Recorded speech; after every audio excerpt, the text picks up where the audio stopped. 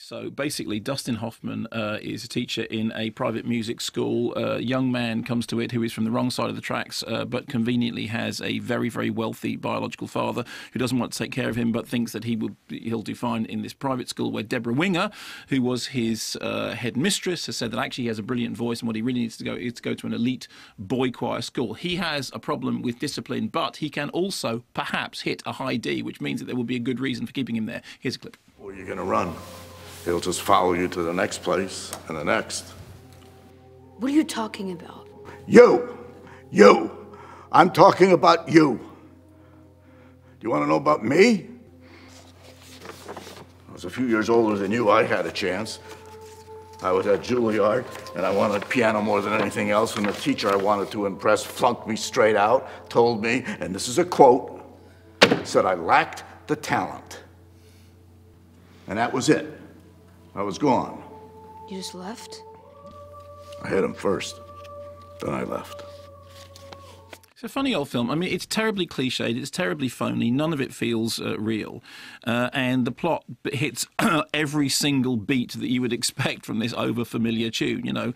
He's the outsider, he goes to school, he's difficult and awkward. And actually, funnily enough, it keeps looking a bit like An Officer and a Gentleman. Deborah Winger is in it, and she's actually rather terrific.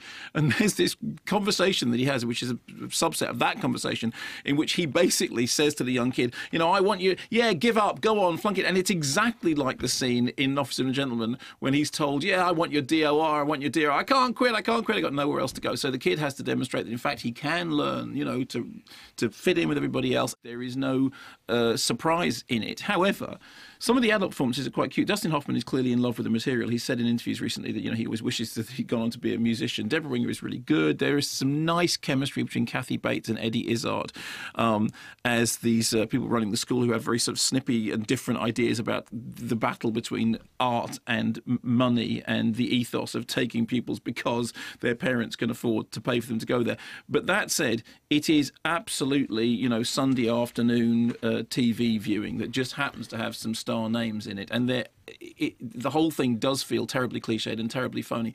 But then I'm a sucker for cliche and phoniness, and I would be lying if I said that when the movie did exactly what you expected it to do, there weren't moments that I sort of felt myself tearing up slightly. So, totally manipulative, whiffly meringue of a song movie, but I can be a sucker for that.